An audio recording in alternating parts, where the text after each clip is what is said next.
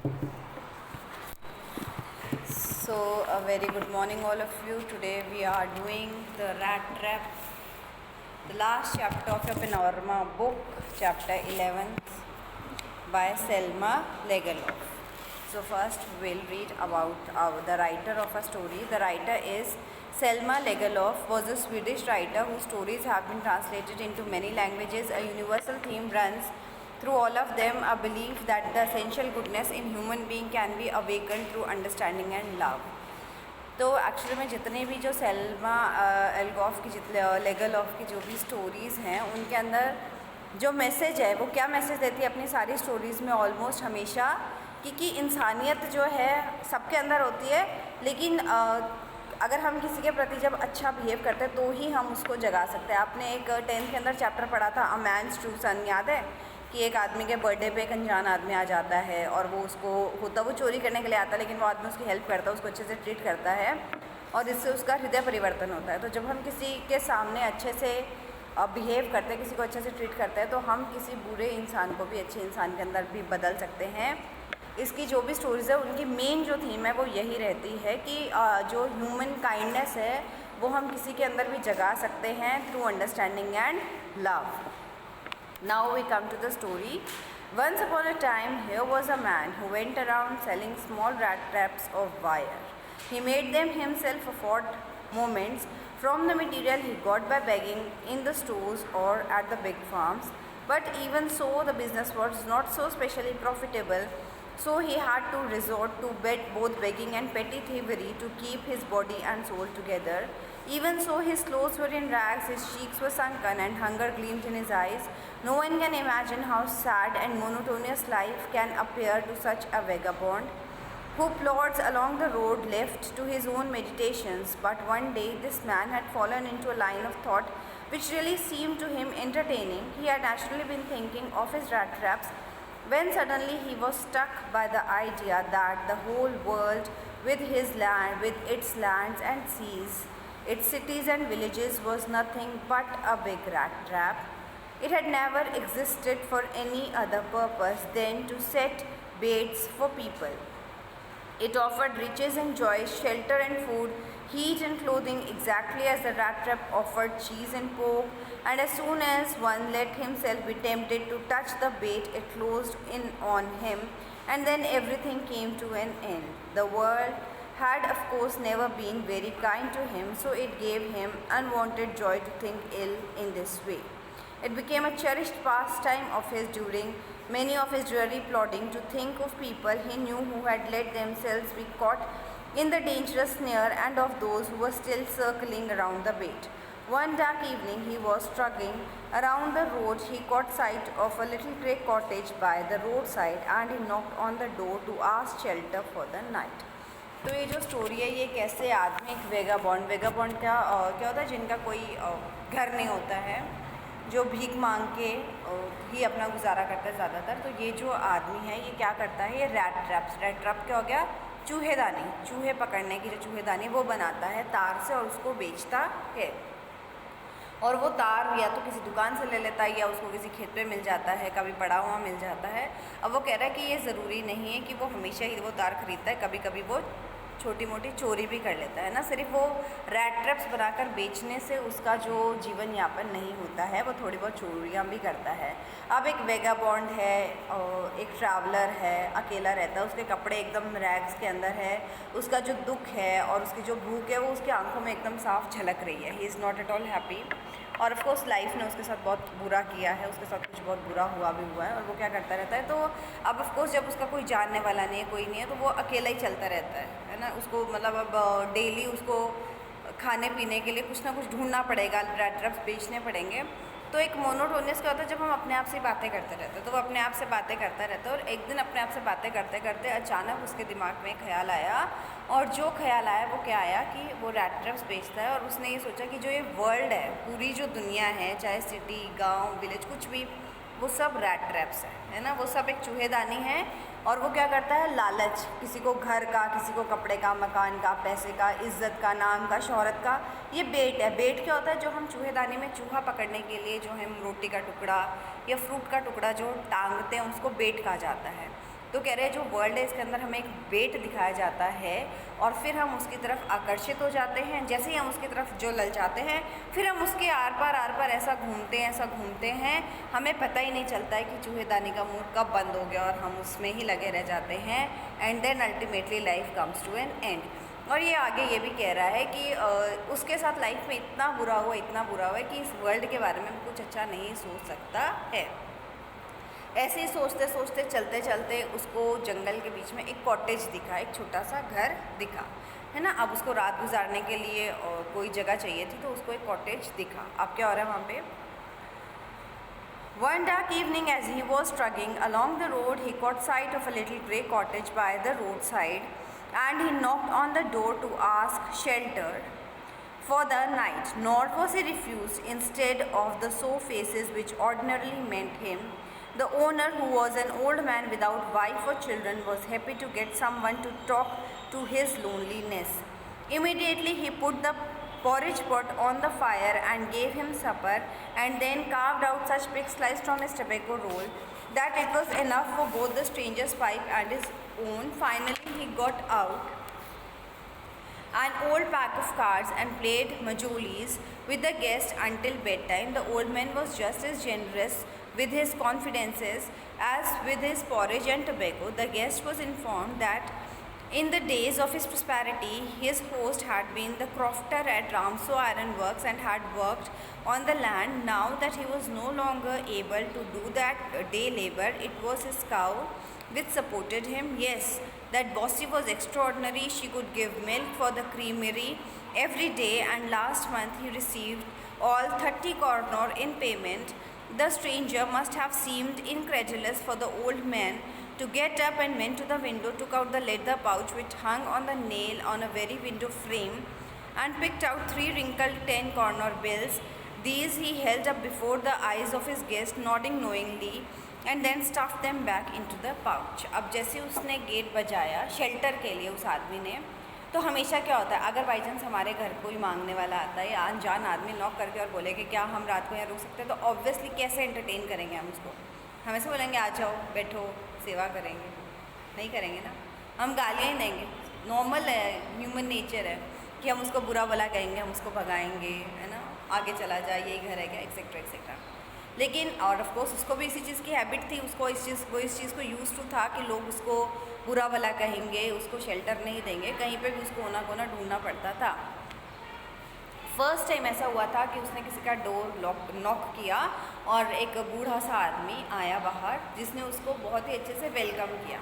अब एक्चुअली में वो आदमी क्या था, उसकी वाइफ की डेथ हो चुकी थी, बच्चे नहीं थे या बाहर रहते थे, तो वो अकेला रहता था। जो आदमी अकेला रहते हैं उनको कंपनी की थोड़ी बहुत आदत रहती है, उसके पास कोई बात करने वाला नहीं था, तो उसको ऐसे लगा कि आज मुझे कोई बात करने वाला मिला है। उसने उसको ना तो उसको वेलकम तो किया ही किया, साथ में उसके लिए दलिया बनाया, उसको टोबैको दी, है ना, उसके साथ तब फिर अपने कार्ड्स निकाल के मजोलीज एक ताश का गेम होता है उसके साथ वो खेला, और फिर उसको अपनी बातें बताने लगा कि जब मैं यंग था तब मैं रामसो आयरन मिल है यहाँ पे, मैं उसमें काम किया करता था, और अब मेरे पास एक गाय है जो कि बहुत अच्छा, है ना, क्रीमी मिल्क देती है, जिससे कि मेरे को बहुत फ़ायदा होता है। और कह रहा है कि पिछले महीने मेरे को 30 कॉर्नर का जो फ़ायदा हुआ है, फिर वो अपने विंडो में जहाँ पे उसका एक कोई बैग टंगा होता है उसमें से अपना एक लेदर पाउच निकालता है और उसमें से पैसे निकाल के और दिखाता है कि देखो मेरी गाय की वजह से मुझे फ़ायदा हुआ है, और इतना वो दिखा के और फिर वो दोनों सो जाते हैं। The next day both men got up in good season. The crofter was in hurry to milk his cow, and the other man probably thought he should not stay in bed when the head of the house had gotten up. They left the cottage at the same time. The crofter locked the door and put the key in his pocket. The man with the rat trap said goodbye and thank you, and thereupon each went his own way. But half an hour later, the rat trap peddler stood again before the door. He did not try to get in. However, he only went up to the window, smashed the pane, stuck his hand and got hold of the pouch with the 30 kornor. He took the money and thrust it into his pocket. Then he hung the leather pouch very carefully back in its place and went away. As he walked along with the money in his pocket, he felt quite pleased with the smartness. He realized, of course, that at first he dared not continue on public highway, but must turn off the road into the woods during the first hours. That caused him no difficulty. Later in the day, it became worse, for it was big and confusing forest, which he had forgotten into. He tried to be sure to walk in a definite direction, but the paths twisted back and forth so strangely. He walked and walked without coming to an end of the wood, and finally he realized that he had only been walking around in the same part of the forest. All at once he recalled his thoughts about the world and the rat trap. Now his own turn had come. He had left himself befooled by the bait and had been caught. The whole forest, with its trunks and branches and thickest of fallen logs, closed upon him like an impenetrable prison from which he could never escape. It was late in December. Darkness was already descending over the forest. This increased the gloom and despair. Finally, he saw no way out, and he sank down on the ground, tried to death, thinking that his last moment had come. But just then he had laid his head on the ground. He heard a sound of hard, regular thumping. There was no doubt as was that he raised himself. Those are hammer strokes from an iron mill, he thought. There must be people nearby. He summoned all his strength, got up and staggered in the direction of the sound. The Ramso iron works, which are now closed down. तो अब वो दोनों सो गए. अब सुबह of course उस crofter को जल्दी उठना था क्योंकि उसको अपनी गाय का काम करना था. और जो ये पेडलर था, इसको ऐसा लगा कि जब मेरा होस्ट उठ गया है, होस्ट उठ गया और गेस्ट सोया हुआ गंदा लगता है, तो ये भी सुबह जल्दी उठ गया. दोनों सुबह जल्दी साथ में घर के बाहर आए और वो उसने घर लॉक करा, वो अपनी गाय की तरफ चला गया और इसने अपना रास्ता ले लिया. आधे घंटे बाद ये जो क्रॉफ्टर जो पेडलर था वो वापस उसके घर पे आता है, लेकिन वो दरवाज़ा खोलने की कोशिश नहीं करता है. वो खिड़की तोड़ता है. खिड़की के पास में जो उसका बैग टंगा था उसके अंदर हाथ डाल के बहुत आसानी से पैसे, वो पर्स निकाल लेता है, उसमें से पैसे निकाल के और वापस जो लेदर पाउच अंदर डाल देता है.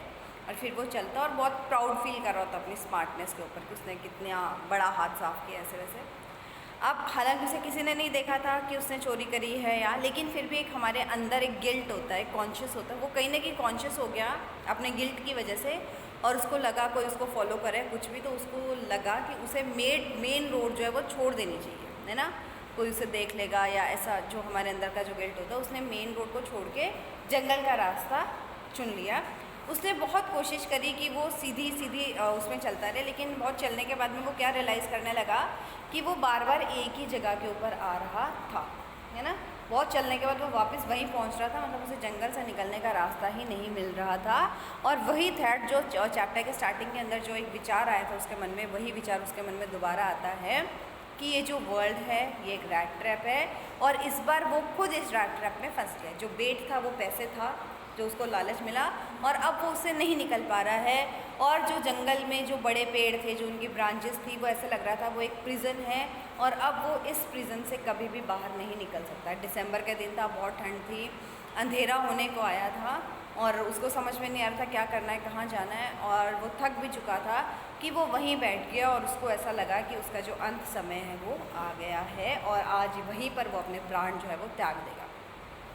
अब वो बहुत ही निराश होकर एकदम ज़मीन पे अपना सिर पटक लेता है कि अचानक उसको आवाज़ आती है लोहे की, हथौड़े की आवाज़ आ रही है, हथौड़ा लोहे पे. और उसे बार बार जब वो कॉन्टीन्यूसली आवाज़ आती है तो उसके दिमाग में आता है कि ये ज़रूर किसी न किसी आयरन मिल के अंदर काम हो रहा है, मतलब इसके आसपास कोई लोग तो रहते हैं जंगल के आसपास, है ना. तो इसको लगा, उसने बहुत स्ट्रेंथ के साथ वो उठा और जिस डायरेक्शन से वो आवाज़ आ रही थी उसने उस डायरेक्शन के अंदर चलना शुरू किया. और वो आवाज़ कहाँ से आ रही थी? वो एक आयरन मिल थी जहाँ पे वो क्रॉफ्टर पहले काम किया करता था, और जो कि अब बंद थी.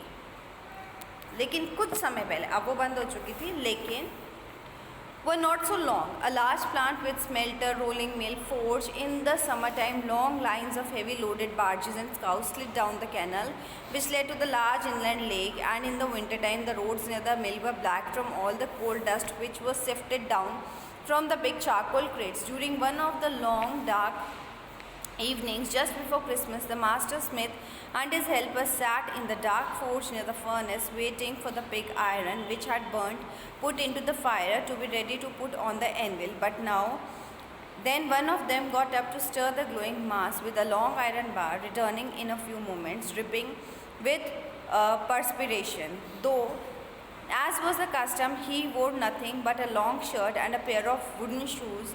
All the time there were many sounds to be heard in the forge. The big bellows groaned, and the burning of coal cracked. The fireboy shoveled charcoal into the maw of the furnace.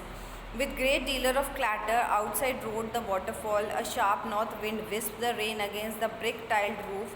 It was probably on account of the noise that the blacksmith did not notice that the man had opened the gate and entered the forge until he stood close to the furnace. Surely it was nothing unusual for poor vagabonds without any better shelter for the night to be attracted to the forge by the glow of light which escaped through the scutty panes and come in the warm themselves in front of fire. The blacksmith glanced only casually and indifferently with the intruder. He looked the way people of his type usually did, with a long beard, dirty ragged, and with a bunch of rat traps dangling on his chest.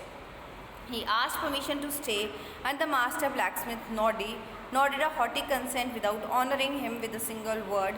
The tramp did not say anything either. He had not come there to talk but only to warm himself and sleep. आप कह रहे हैं कि वो जो रामसो iron मिल है किसी time में वहाँ पे बहुत काम हुआ करता था, लेकिन अभी क्रिसमस आने वाली थी, वहाँ पे काम नहीं था, बंद होने की कगार पे थी। वहाँ पे एक तो जो मेन लुहार था वो था और एक उसका हेल्पर था। उन्होंने बड़ी सी आग की भट्टी के अंदर लोहा डाल रखा था पिघलाने के लिए, और एक आदमी जा के बार बार उसको चेंज कर रहा था। तो वहाँ पे एक्चुअली में बहुत आवाज़ था, आग जल रही थी, लोहा टूट रहा था, है ना, आग में भी आवाज़ आती है, बहुत तेज़ हवाएं चल रही थी, उसकी आवाज़ आ रही थी, हल्की हल्की बारिश हो रही थी, जब वो रूफ़ पे गिरी थी तो उसकी आवाज़ आ रही थी। तो उन आवाज़ों के बीच में उस आयरन मास्टर ने नोट नहीं किया कि कब किसी ने दरवाज़ा खोला और वो जो वेगाबाउंड है वो अंदर चला गया था, वो पेडलर वहाँ अंदर चला गया, ये चीज़ उसने नोट नहीं की। लेकिन और उसने नोट कब किया, जब वो वहाँ जाके एकदम आग के पास में खड़ा हो गया। अब वो जो आयरन मास्टर था, जो वो लुहार था, उसके लिए कोई नई चीज़ नहीं थी। वहाँ पे अक्सर जो ऐसे घूमने वाले लोग थे, जो बेचारे बेसहारा लोग थे, वो रात को वहाँ पे आसरा लेने के लिए, है ना, उस आग दिसंबर के दिनों में उस गर्मी को लेने के लिए वहाँ पे आ जाया करते थे। तो ये आदमी वहाँ जाता है, ये उससे पूछता है कि क्या मैं रुक सकता हूँ। वो उसको एंटरटेन नहीं करता, वो आदमी ना तो उसको हाँ बोलता ना मतलब उसको परमिशन दे देता है, लेकिन एक सिंगल वर्ड नहीं बोलता है, ठीक है। और ये भी बोलने की कोशिश नहीं करता, क्योंकि ये बोलने तो आया ही नहीं था, ये तो सिर्फ गर्म होने आया था और सोने के लिए आया था। In those days, the Ramsau iron mill was owned by a very prominent iron master whose greatest ambition was to ship out good iron to the market. He watched both night and day to see the work was done as well as possible, and this very moment he came into the forge on one of his nightly rounds of inspection. Naturally, the first thing he saw was the tall Raga Buffin, who had eased in with so close to the furnace that steam rose from his wet rags. The iron master did not follow the example of the blacksmith, who had hardly designed to look at the stranger. He walked close to him, looked all over him very carefully, and then tore off his slouch hat to get a better view of his face. But of course, it is you, Nils of Loaf, he said. How do you look? The man with the rat traps had never seen before their own master, said Ramso. At Ramso, and did not even know what his name was, but it occurred to him that if the fine gentleman thought that he was an old acquaintance, he might perhaps throw him a couple of corners. Therefore, he did not want to undeceive him at all at once. Yes, God knows things have gone downhill with me, he said. You should not have resigned from the regiment, said the iron master. That was the mistake. If only I had still been in the service at the time, it never would have happened. Well, now of course you will come home with me. अब क्या है, अब जैसे ही वो वहाँ पे लेटता है, तो उस जो आयरन मिल का जो मालिक था, वो क्या एक बहुत ही अच्छा ईमानदार आदमी था, और उसका सिर्फ एक ही बात थी कि जो बेस्ट से बेस्ट आयरन है वो मार्केट के अंदर जाए उनकी मिल से। तो वो दिन में रात में कभी भी इंस्पेक्शन के लिए आ जाता था, तो आज भी वो इंस्पेक्शन के लिए आ गया था रात, है ना। अब जब वो इंस्पेक्शन के लिए आया, तो जैसे उस लिहार ने तो ध्यान नहीं दिया कि कौन अननोन आदमी बैठा है, उसने ऐसा नहीं करा। वो आया और उसने सबसे पहले वो उसके पास गया, है ना, और उसको देखते ही उसको उसमें किसी की शायद शक्ल मिली है, कुछ मिली बोल रही है, और वो बोल रहा है कि कैप्टन आप यहाँ पर कैसे। और जो वो रैट ट्रैपर था जो पेडलर था, उसने कभी उस मालिक से वो नहीं मिला था, ना ही उसको उसका नाम पता था, कुछ भी नहीं पता था। लेकिन उसको लगा कि क्या पता ये मुझे कोई जान पहचान वाला समझ के मुझे थोड़े बहुत पैसे दे दे, इसलिए वो एकदम से उसको नहीं कहना चाहता था कि मैं नहीं जानता या मैं वो आदमी नहीं हूँ, और वो भी उसके साथ बातें लग जाता है। और वो आयरन मास्टर कह रहा है कि आपको अपनी सर्विस से रिज़ाइन नहीं करना चाहिए था, और वो भी कह रहा है कि हाँ शायद नहीं करना चाहिए था, अगर मैं नहीं करता तो आज मेरी वो हालत नहीं होती जो आज है। अब जो आयरन मास्टर है, ठीक है जो हो गया सो हो गया, लेकिन आज आप हमारे साथ चलोगे, आप मेरे साथ मेरे घर चलोगे, यहाँ कैसे इस हाल में मैं आपको नहीं रहने दूँगी। To go along up to the manor house and received by the owner like an old regimental comrade that however did not please the tramp. No, I couldn't think of it, he said, looking quite alarmed. He thought of the 30 corner. To go up to the manor house would be like throwing himself voluntarily into the lion's den. He only wanted a chance to sleep in the forge and then sneak away inconspicuously as possible. The ironmaster assumed that he felt embarrassed because of the miserable clothing.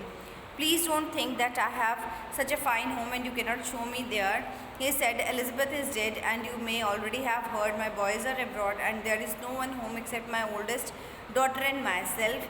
You were just saying that it was too bad time we didn't have a company for Christmas. But come along with me and help us to make the Christmas food disappear a little faster. But the stranger said no and no, and again no, and the ironmaster saw that he must give in. It looks as though Captain Von Stanley preferred to stay with you tonight, Saint Jenstrom, he said to the master blacksmith, and turned on his heel, who knew him, understood very well, and then had not said the last word. It was only more than half an hour before he heard the sound of the carriage wheels outside the forge. Then a new guest came in. अब उस आदमी ने बहुत उसको force किया कि आप मेरे साथ चलो, लेकिन इसके दिमाग में क्या चल रहा था कि अगर मैं इसके साथ चला गया तो पता चल जाएगा कि मैंने चोरी करी और मतलब मुझे पुलिस पकड़ लेगी, तो ये तो मैं जानबूझ के अपने आप को खतरे के अंदर डाल रहा हूँ। और वो मना करता रहा, वो नहीं गया। जबकि वो आदमी बोल रहा था कि आप ऐसा मत सोचो, घर पे तुम्हें पता है मेरी वाइफ की डेथ हो चुकी है, बच्चे बाहर रहते हैं, तुमने सुना होगा, मैं और मेरी बड़ी बेटी बस हम दो ही हैं घर पे। लेकिन वो जो रैट ट्रैपर है वो एकदम मना कर देता है। और फिर जो वो आदमी है, जो मालिक है, वो अब उसको अपने आयरन मास्टर को बोलता है कि आज जो हमारे कैप्टन है वो शायद तुम्हारे साथ ही रात गुजारना चाहते हैं। लेकिन उसको गए हुए ज़्यादा टाइम नहीं हुआ था, करीब 1 घंटे करीब हुआ था कि वहाँ पे बाहर वापस एक कैरेज आके रुकता है। अब कौन आता है कैरेज के अंदर?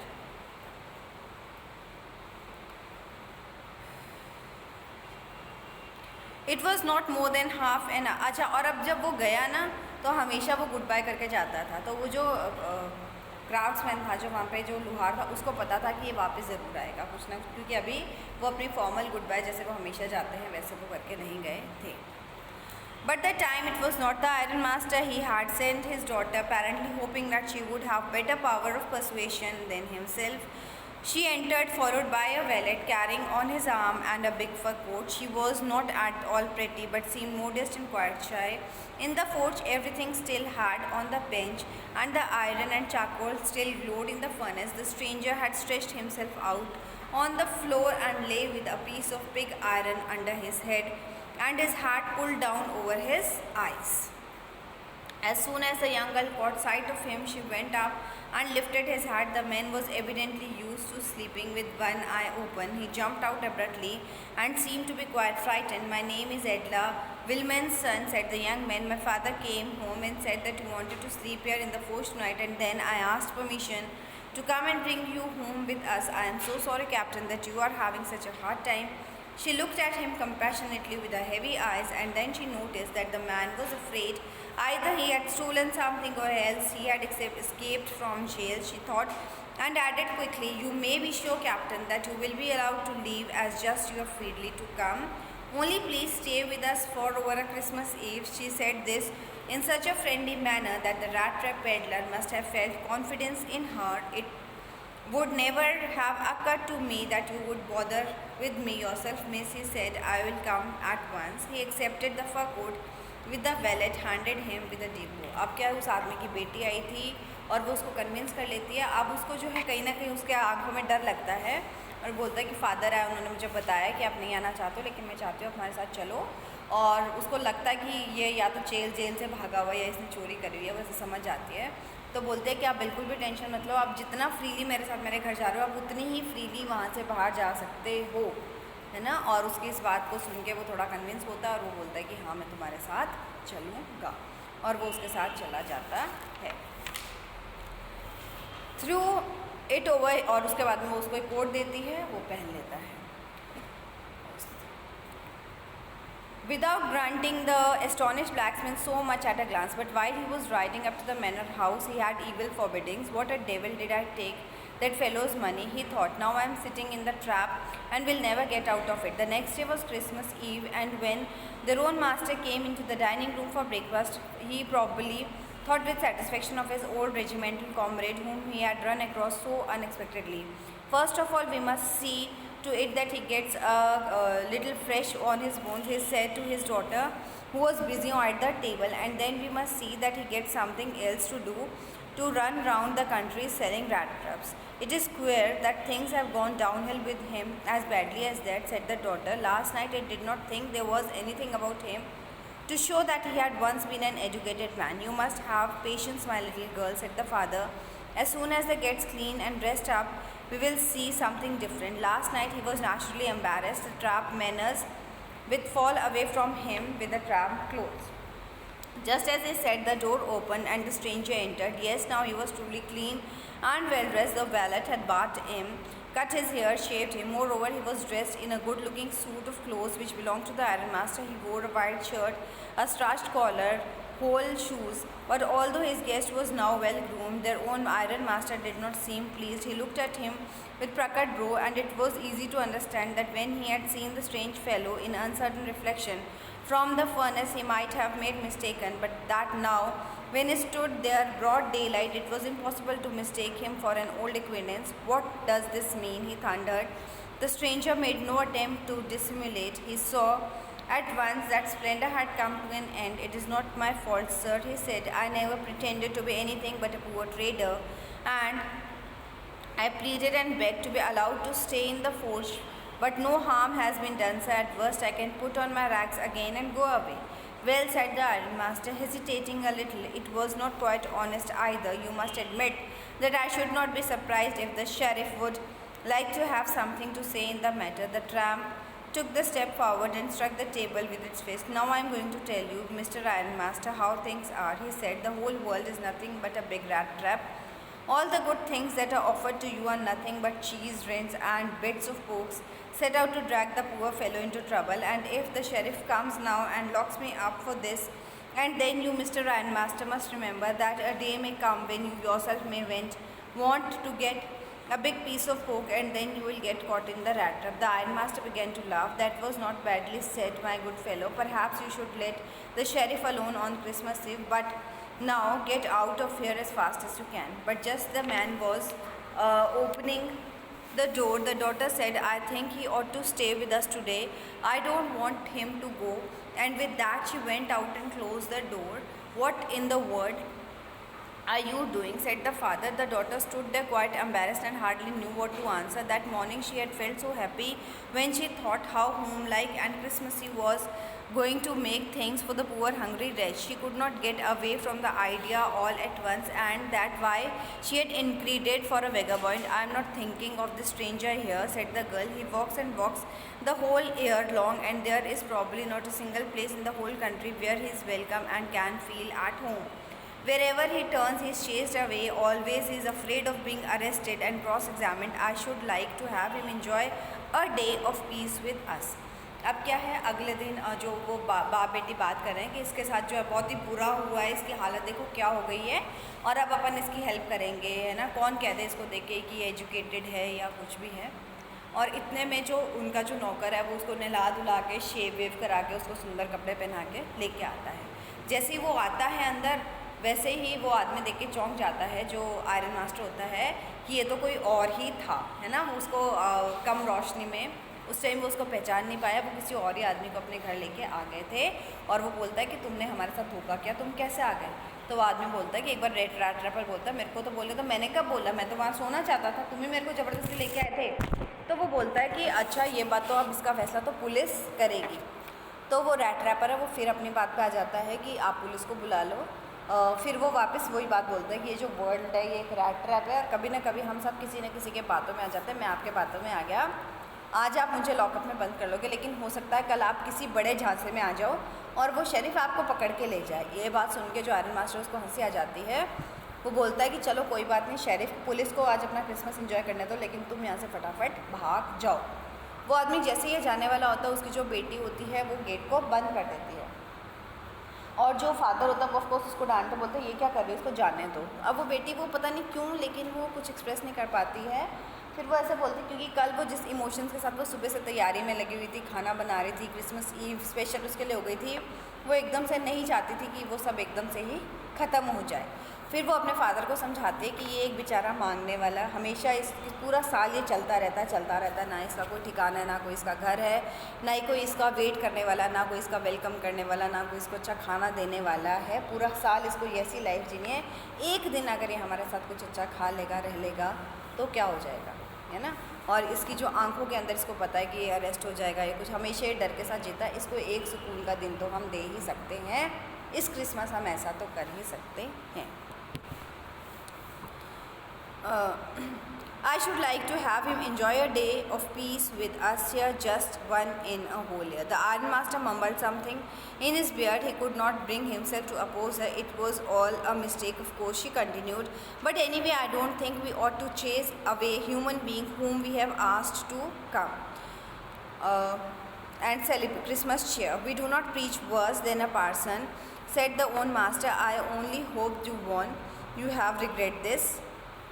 The young girl took the stranger by the hand and led him on the table. Now sit down and eat, he said, for she could see her father had given in. The man with the rat traps did not a word. He only sat down and helped himself to the food. After time, he looked at the young girl who had instructed for him. Why had she done it? Why could the crazy idea be? After the Christmas Eve at so passed, just it always had. The stranger did not cause any trouble because he did nothing but sleep the whole afternoon.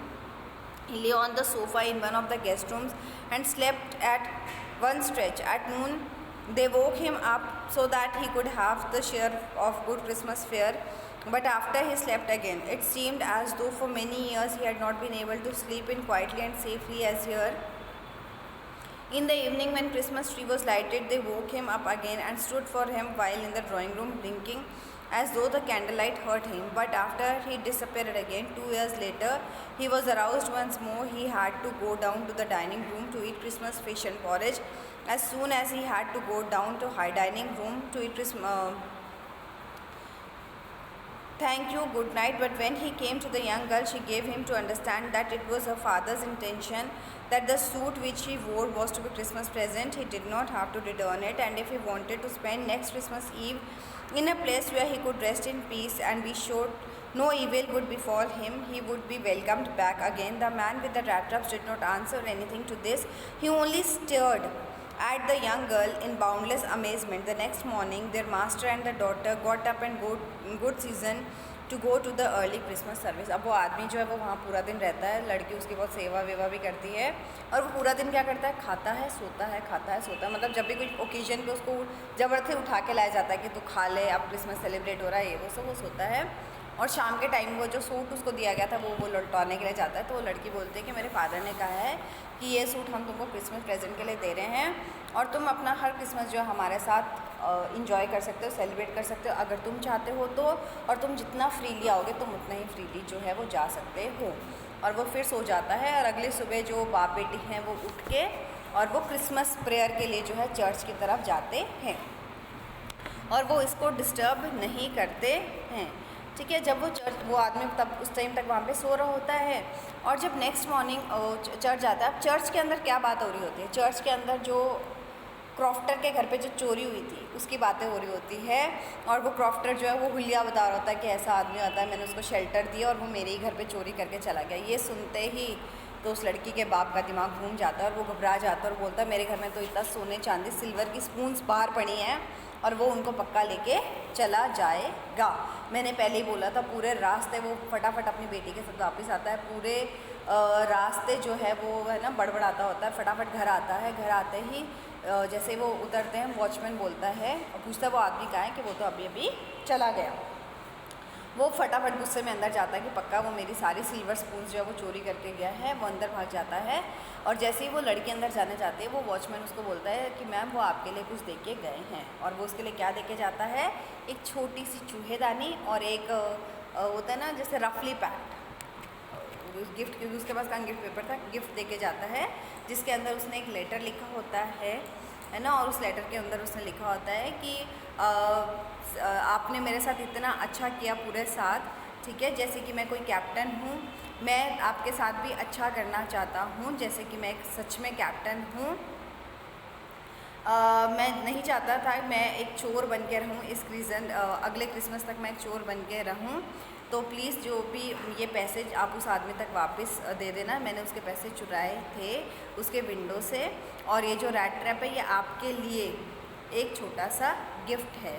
और वो जो है sign करता है captain von Stanley, ठीक है। अब जो पूरी स्टोरी है इसके अंदर कहीं ना कहीं ये कन्फ्यूजन है कि पहले जब वो क्रॉफ्ट जो आयरन मास्टर जब वो उसे मिला था, है ना, तब उसने उसको क्या कह के वह क्या था, नील्स ओलॉफ कह के उसको एड्रेस करता है, ठीक है। उसके बाद में जब वो उस आदमी को बोल के जा रहा होता है ना, उस लुहार को, कि आज शायद ही आपके साथ ही जो क्रिसमस है वो सेलिब्रेट करना चाहते हैं, उस टाइम वो उसको क्या बोल रहा है, कैप्टन वॉन स्टैनले। और जब ये भी अल्टीमेटली जो अपना साइन करके जा रहा है वो कैप्टन वॉन स्टैनले करके जा रहा है ना जी। अब यहाँ पे क्या है कि अगर हम अलग अलग वीडियोस देखते हैं, अलग अलग स्टोरीज़ पढ़ते हैं, अलग अलग जब हम इसकी निष्कर्ष निकालते हैं तो इसमें दो बातें आती हैं। कुछ लोगों का तो कहना है कि he was actually the captain and some people say कि because of the goodness shown by the daughter he turned out to be captain, he started behaving like a captain. उसके अंदर अच्छे एटिकेट्स आ गए बिकॉज उसके साथ अच्छा किया गया था।